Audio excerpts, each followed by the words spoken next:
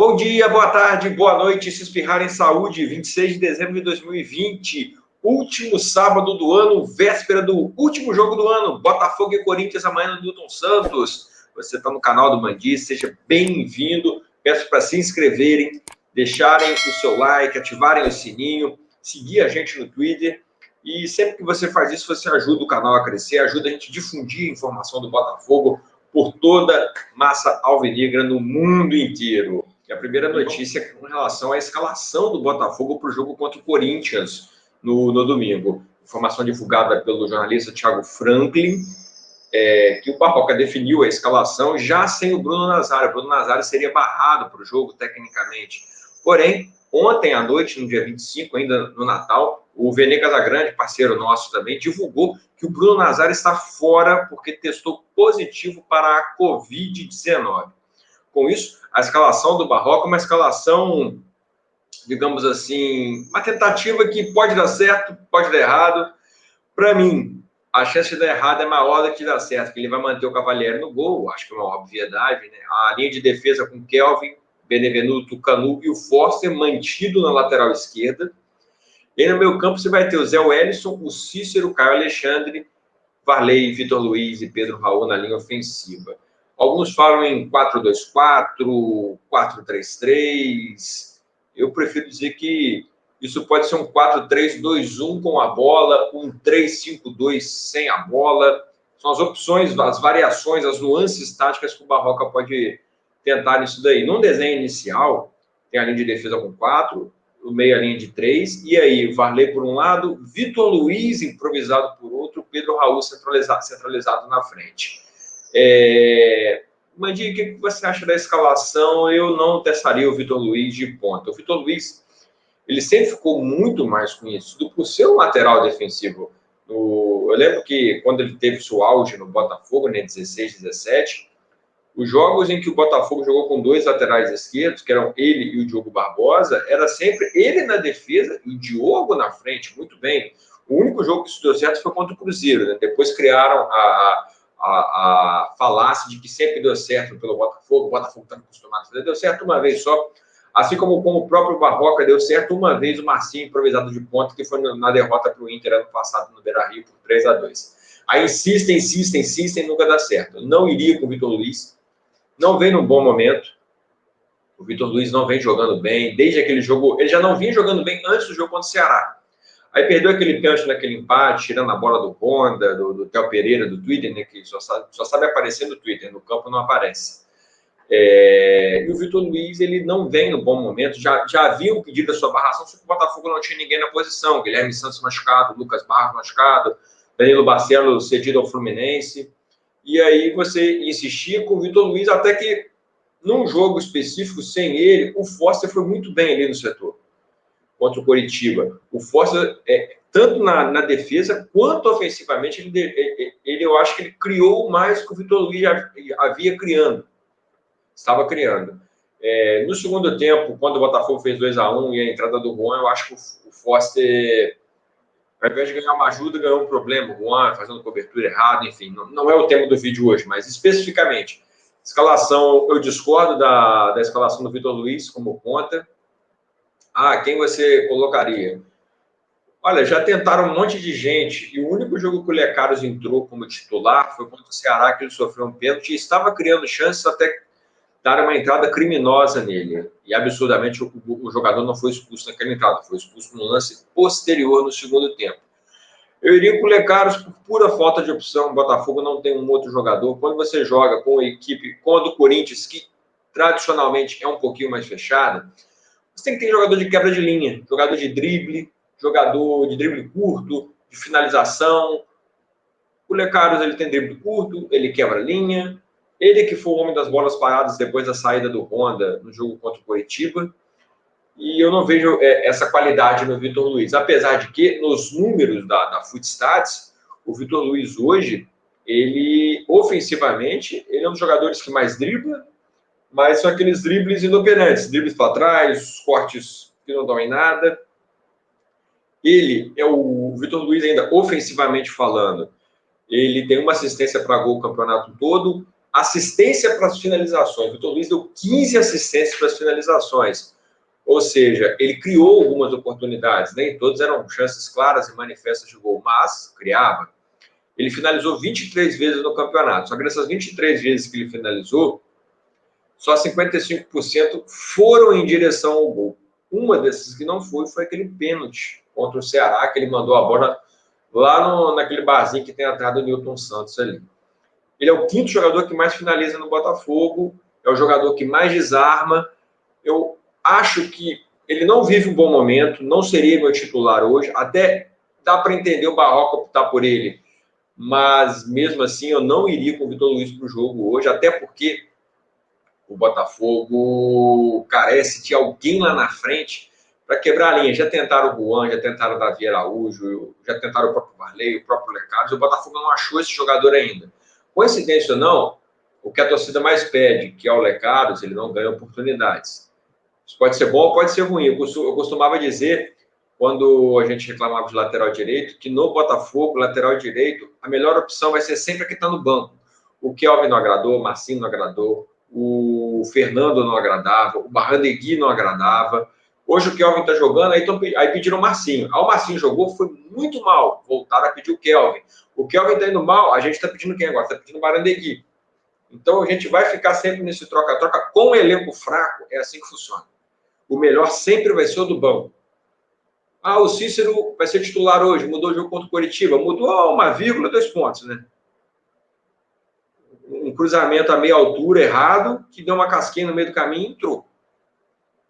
Uma coisa que me preocupa é que o Cícero já tem 36 anos, se não me falha a memória, ele não joga como titular há mais de um mês, o último jogo, praticamente um mês, né? O último jogo dele como titular foi daquele fatídico jogo contra o Cuiabá, que inclusive a escalação dele, pelas palavras do senhor Holofote do Montenegro, foi ela que motivou a demissão do Lazzaroni.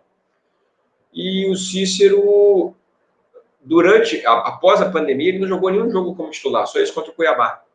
Então, é de se preocupar, porque ele não jogava quase um mês, aí jogou 15 minutos contra o Coritiba e agora vai ser titular. Está bem fisicamente? O Cícero é um cara que se cuida, mas será que dá conta? O jogo promete ser em alta tensão, ligado no 220. Mas tem as suas qualidades, é um jogador. Se você trabalhando com 2 pontos, uma coisa que o Botafogo não faz, é jogar a bola na área, gente. O Pedro Raul, embora eu ache o Babi o melhor cabeceador, o Pedro Raul, ele é um homem de referência. O próprio Cícero vai chegar na frente, o Benevenuto tem boa impulsão, você tem que jogar a bola na área. Graças a Deus acabou aquela palhaçada que tinha com o Autuori de escanteio curto. Escanteio é chance clara de você criar uma oportunidade de gol, é bola na área. Falta na lateral da área, o Coarce batia, direção para o gol, procurando o jogador um pouco mais alto, mas sempre na direção do gol. Falta um pouco de objetividade nesse time do Botafogo e parece que agora, com o Barroca, porque com o Lazzaroni, com o Tênis e com o Emiliano Ramon Dias, ainda tinha essa insistência em jogada curta de escanteio. A expectativa de um bom jogo. O Botafogo, nas últimas 2 partidas, apesar de uma vitória e uma derrota, demonstrou um pouco mais de vontade. Parece que o Barroca mexeu um pouco com o brilho dos jogadores. Então, acho que isso pode ser positivo. O Botafogo tem um histórico positivo contra o Corinthians em casa. O Corinthians é um time que está naquela zona da pasmaceira, meio de férias, meio de olho em Libertadores, mas também não podendo desligar a porta do rebaixamento, mas está naquela... O Luxemburgo gosta de falar, né? A zona da confusão, está naquele meio termo ali. Mas eu acho que dá para ganhar. O Mancini não é um bom técnico, o time do Corinthians tem as suas falhas defensivas, então é a expectativa de um bom jogo. O jogo tem transmissão da TV Globo para todo o Brasil, então vamos torcer, o Premier também transmite, né? Vamos torcer para a gente fazer um bom jogo, sair do Newton Santos com os 3 pontos, que é o que mais importa. Se não puder fazer um bom jogo, que vença pelo menos, e vamos torcer. Eu acho que é isso que resta para a gente, botafoguense, se agarrar a todas as possibilidades para ficar, de fato, na primeira divisão. E o jogo contra o Corinthians é o último do ano, e o primeiro do ano é contra o Atlético Paranaense, e infelizmente não vai ter transmissão de televisão. A gente que é botafoguense vai ter que se contentar com a transmissão no rádio ou o link piratão pela internet. Por quê? Todo mundo sabe, o Atlético Paranaense só negociou seus direitos com a TV Globo na TV aberta. Na TV fechada, o Atlético fechou com o Esporte Interativo, o Tanner, TNT, a denominação que você quiser. E como esse é um jogo que o Atlético não pode passar na TNT, porque a TNT não tem os direitos do Botafogo, e é numa quarta-feira, 7h15, só teríamos o Premier, mas o Atlético Paranaense não cedeu direito de transmissão do Premier.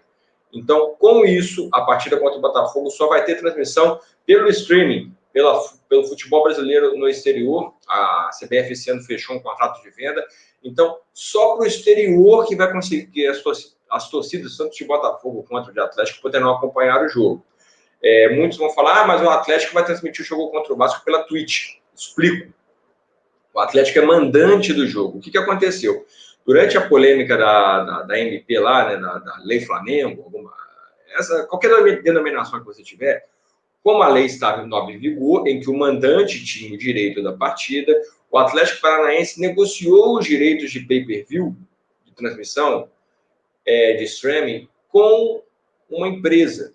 Essa empresa, então, comprou todos os direitos do Atlético Paranaense como mandante para essa plataforma. O que aconteceu? Por mais que a MP estivesse, caducou, não vingou, o Atlético entrou na justiça e ganhou que ele tem o direito de transmitir, porque quando ele fechou o contrato com essa empresa, ele tinha uma lei ao seu lado, e de fato tinha. Então, por isso, o Atlético Paranaense, quando é o mandante, consegue transmitir seus jogos numa plataforma específica. Vai ser pela Twitch, esse jogo contra o Vasco, um youtuber do Atlético, e é legal, o Atlético cedeu os direitos para um youtuber do Vasco também fazer a transmissão, ou seja, vai ter a transmissão pró-clube para as duas entidades envolvidas. Mas esse jogo específico, o Botafogo e Atlético Paranaense, não tem transmissão para o Brasil, a não ser em um link pirata que aparecer aí na internet. E ainda a confusão, né? A confusão não, né? A disputa pelos direitos de transmissão do Campeonato Carioca. O Campeonato Carioca começa em janeiro, com a primeira fase, a famigerada seletiva, e em fevereiro, né, logo após o Campeonato Brasileiro, começa a Taça Guanabara, com os principais clubes, incluindo o Botafogo.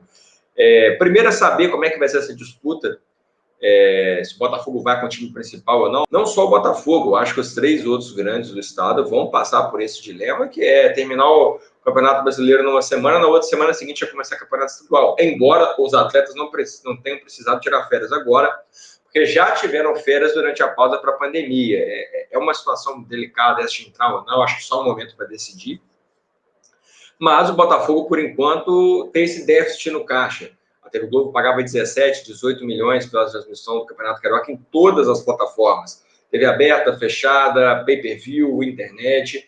E agora essa disputa aí pode dividir por polos. O SBT tem um interesse em transmitir na TV aberta, assim como a TV Globo. A TV Globo também tem uma proposta de fazer transmissão pelo canal fechado. O Thiago Franklin trouxe a informação que tem a Claro TV e Sky com pacotes específicos para transmitir só o Campeonato Carioca. Isso acontece com a Comebol TV, né, que transmite só as partidas da Libertadores. É uma plataforma muito interessante. Eu gosto muito de futebol alternativo, vejo tudo que dá para ver.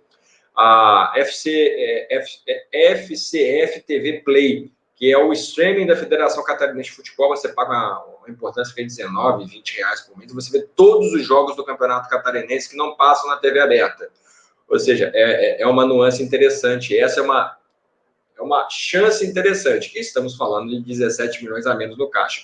Acho difícil levantar esse dinheiro agora. A TV Globo deu graças a Deus do problema, já pagou a rescisão, né? Vai pagar agora na justiça, se a justiça terminar ou não, para os outros clubes, mas os 3 grandes que tinham contrato receberam. E fica essa situação. Quem vai transmitir o Campeonato Carioca? A princípio, não tem ninguém com direito de transmissão. A FERJ trabalha também com a possibilidade de uma plataforma própria nos moldes da Federação Catarinense de Futebol, mas, por enquanto, tudo não passa de cartas na mesa, negociação, especulação, nada definido. Não dá para dizer se o Botafogo vai entrar no 2021 com dinheiro de Carioca, sem dinheiro de Carioca. Vamos torcer para ver o que acontece com o Botafogo nesse Campeonato Carioca de 2021. Primeiro, para saber em que divisão a gente vai estar do brasileiro, né? Torcer para escapar do rebaixamento. Pessoal, muito obrigado por terem assistido o vídeo até aqui. O vídeo hoje com um pouquinho mais longo, né? Uma análise um pouquinho mais aprofundada dessa escalação do Barroca para amanhã. Um forte abraço para todo mundo. Se inscreva, ative o sininho, siga a gente no Twitter, compartilhe. É muito importante. Hoje, a maioria das pessoas que assistem o canal não é inscrita. Então, a gente pede. Vamos lá, se inscreva, ative o sininho, ajuda o canal a crescer. Em breve a gente vai dar uma modificada, não vai ter esse fundo branco aqui. É uma coisa mais para a cara de futebol. Vamos falar de outras situações, não só de Botafogo. Tem uma análise legal vindo aí de categoria de base também a nível nacional. Eu espero que vocês gostem. Um forte abraço e até a próxima. Tchau!